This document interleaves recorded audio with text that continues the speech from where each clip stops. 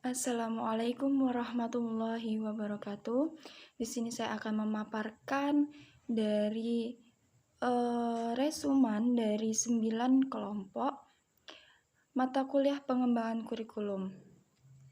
Sebelumnya, perkenalkan, nama saya Anti Lutfiana. Saya dari kelas G semester 4 dengan MPN 21010111010, jurusan Pendidikan Agama Islam Fakultas Tarbiyah dan Ilmu Keguruan Institut Agama Islam Negeri Metro Lampung. Baik, dimulai, yaitu dari materi yang pertama datang dari pemakalah kelompok 1, yaitu dengan judul organisasi atau desain kurikulum. Organisasi atau desain kurikulum, pengertian organisasi kurikulum yaitu susunan pengalaman dan pengetahuan baku yang harus disampaikan dan dilakukan peserta didik untuk menguasai kompetensi yang telah ditetapkan organisasi kurikulum, sangat terkait dengan peraturan bahan pelajaran yang ada dalam kurikulum. Sedangkan yang menjadi sumber bahan pelajaran dalam kurikulum adalah nilai, sosial budaya, aspek siswa dan masyarakat, serta ilmu dan teknologi. Selanjutnya yaitu dimensi organisasi kurikulum. Terdapat beberapa dimensi, yaitu unsur-unsur organisasi kurikulum. Yang pertama, generalisasi, yaitu kesimpulan yang merupakan kristalisasi suatu analisis. Yang kedua, keterampilan, yaitu kemampuan dan dalam merencanakan organisasi kurikulum. Yang ketiga, nilai-nilai, yaitu norma atau kepercayaan yang diagungkan. Dan yang terakhir, konsep, yaitu definisi singkat dari sekelompok fakta atau gejala. Selanjutnya yaitu jenis-jenis organisasi kurikulum. Terdapat 5 jenis organisasi kurikulum di sini. Yang pertama, separated subject curriculum yang berisi pendidikan mata pelajaran secara terpisah. Yang kedua, correlated curriculum, yaitu kurikulum yang berisi mata pelajaran yang saling berhubungan.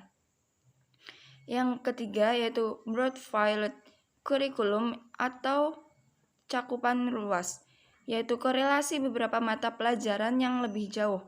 Yang keempat, integrated curriculum, yaitu kurikulum terpadu, mengkaji bahan pembelajaran secara keseluruhan tanpa mengadakan batas suatu pelajaran dengan yang lain.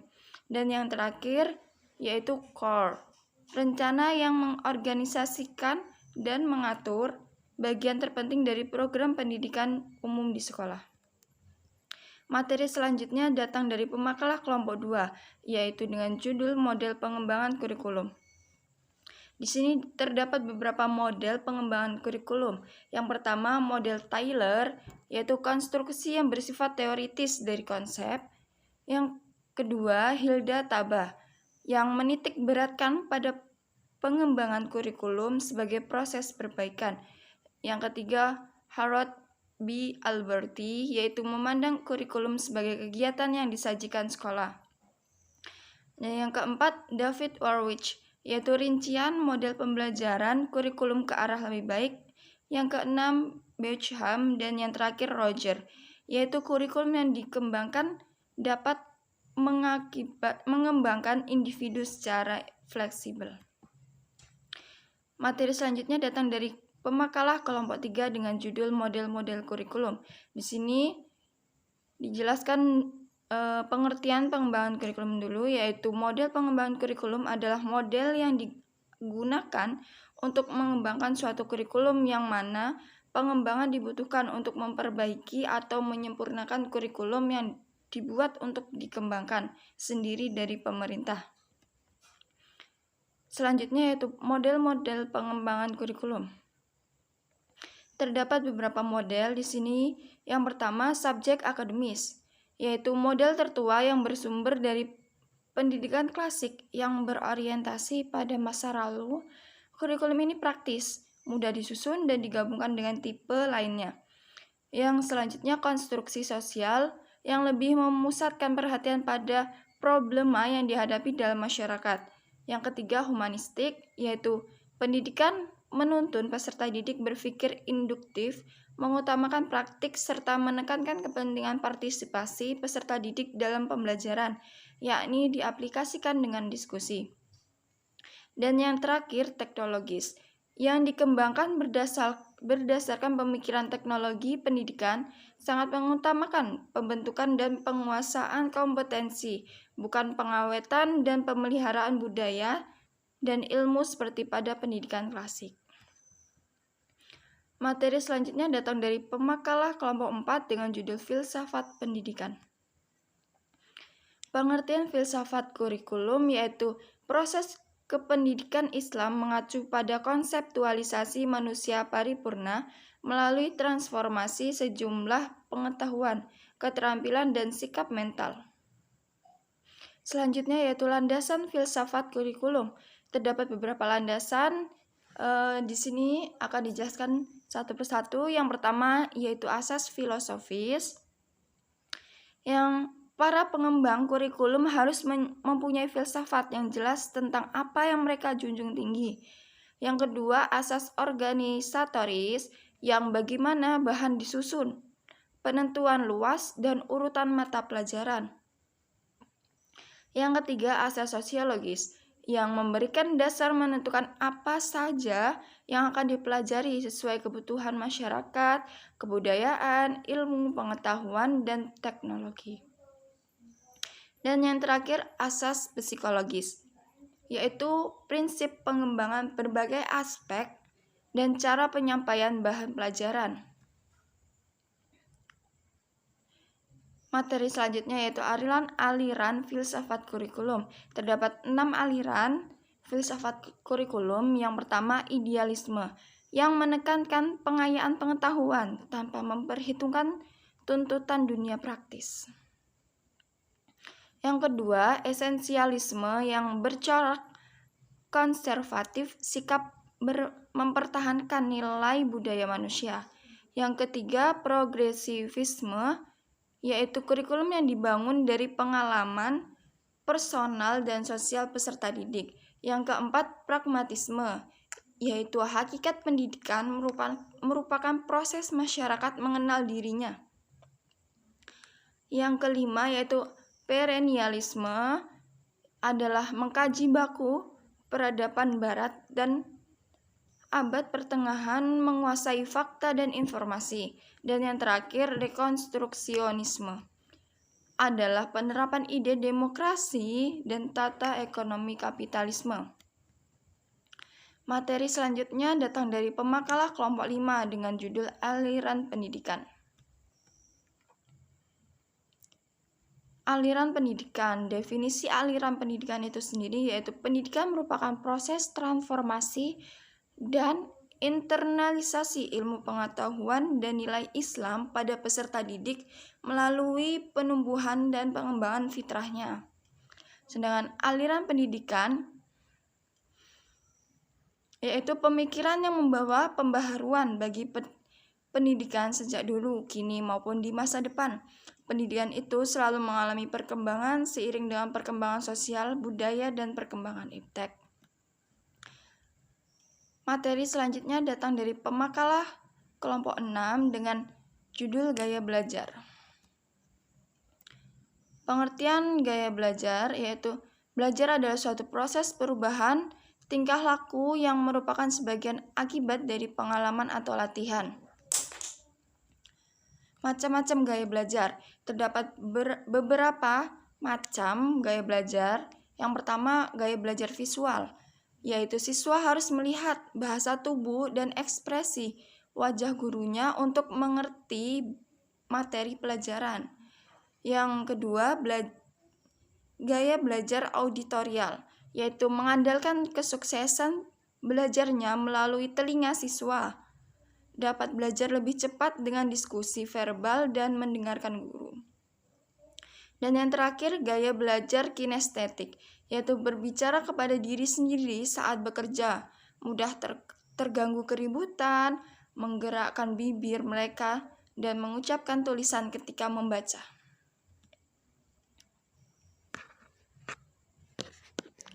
Selanjutnya yaitu dampak gaya belajar terhadap pendidikan. Gaya belajar auditorial, yaitu belajar dengan mendengar, dampaknya adalah mengandalkan pendengaran untuk memahami dan mengingatnya. Yang selanjutnya yaitu gaya belajar visual atau disebut juga dengan belajar dengan melihat, yaitu yang menitik beratkan pada ketajaman penglihatan. Bukti konkret harus diperlihatkan agar mereka paham. Dan yang terakhir, gaya belajar kinestetik, ya, atau disebut juga dengan belajar dengan bergerak, bekerja, dan menyentuh, yaitu tangan sebagai alat penerima informasi pertama agar bisa mengingatnya. Hanya dengan memegang, siswa menyerap informasi tanpa membaca penjelasan. Materi selanjutnya datang dari pemakalah kelompok 7 dengan judul Evaluasi Kurikulum. Evaluasi kurikulum. Pengertian evaluasi kurikulum yaitu penelitian sistematik tentang manfaat, kesesuaian, efektivitas, dan efisiensi dari kurikulum yang diterapkan. Implementasi evaluasi kurikulum yang yaitu menekankan pada rencana inovasi, filosofi, dan konsep perilaku manusia. Dan yang terakhir, tugas dan fungsi kurikulum, yaitu salah satunya kepala urusan kurikulum memiliki tugas pokok dan fungsi, mulai dari penyusunan dan penjabaran kalender pendidikan sampai dengan menyusun laporan. Selanjutnya yaitu model evaluasi kurikulum. Terdapat 8 model evaluasi kurikulum. Yang pertama yaitu model evaluasi kuantitatif, yaitu menggunakan prosedur kuantitatif untuk mengumpulkan data. Yang kedua, model black box Tyler, yaitu evaluator memfokuskan pada dimensi hasil belajar. Yang ketiga, model pendekatan sistem Alkan, yang memasukkan pendekatan ekonomi mikro dalam evaluasi. Yang keempat, model teoritik Taylor dan McGraw yang mendasarkan pada pertimbangan teoritik. Yang kelima, model Countenance Stake, yaitu mendasar pada evaluasi formal terdiri atas 2 matriks. Yang keenam, model CIPP, yaitu model yang dilakukan ketika inovasi akan dan belum dilaksanakan. Yang ketujuh, model ekonomi mikro, menggunakan pendekatan kuantitatif. Dan yang terakhir yaitu model evaluasi kualitatif, yaitu proses pelaksanaan sebagai fokus utama evaluasi. Materi selanjutnya datang dari pemakalah kelompok 8 dengan judul Kebijakan Kurikulum Nasional. Kebijakan kurikulum nasional yaitu Kebijakan Kurikulum Nasional Indonesia Merdeka dan Kebijakan Kurikulum Nasional setelah Reformasi. Di sini akan dijabarkan terlebih dahulu yaitu Kebijakan Kurikulum Nasional Indonesia Merdeka, yaitu pertama ada Kurikulum 1947 yang 2 hal pokok yakni daftar mata pelajaran, jam belajar serta garis besar program pengajaran. Selanjutnya yaitu Kurikulum 1952 yang memusatkan pada program Pancawardhana. Yang ketiga yaitu Kurikulum 1964 yang membentuk manusia Pancasialis sosialis. Yang selanjutnya yaitu Kurikulum 1968 yang perwujudan pelaksanaan UUD 1945.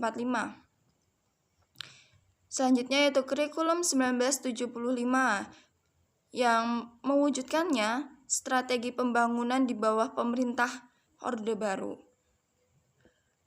Yang selanjutnya yaitu Kurikulum 1983, yaitu berpusat pada anak didik CBSA atau disebut dengan cara belajar siswa aktif. Dan yang terakhir Kurikulum 1994 yang menyesuaikan Undang-Undang Nomor 2 Tahun 1989. Baik, yaitu kebijakan kurikulum nasional setelah reformasi. Di sini ada 3 kebijakan, yaitu kurikulum berbasis kompetensi atau disebut dengan KBK 2004. Yang selanjutnya kurikulum tingkat satuan pendidikan atau disebut dengan KTSP 2006, dan yang terakhir kurikulum 2013. Materi selanjutnya datang dari pemakalah kelompok 9, yaitu dengan judul Silabus dan RPP. Silabus dan RPP. Prinsip-prinsip perkembangan silabus. Terdapat beberapa prinsip yang pertama yaitu konsisten, yang kedua sistematis, yang ketiga relevan, keempat ilmiah, yang kelima memadai, yang keenam fleksibel, yang ketujuh menyeluruh, dan yang terakhir aktual dan kontekstual. Silabus dan RPP. Selanjutnya yaitu langkah-langkah pengembangan silabus. Terdapat 7 langkah, yaitu dengan cara mengkaji standar kompetensi dan kompetensi dasar. Yang kedua, mengidentifikasi materi. Yang ketiga, pemetaan kompetensi. Yang keempat, mengembangkan kegiatan. Yang kelima, merumuskan indikator pencapaian. Yang keenam, menentukan jenis penelitian. Dan yang terakhir, menentukan sumber belajar.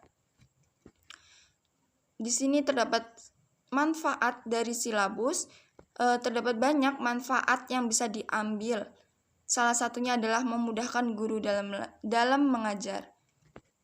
Lanjut tentang RPP.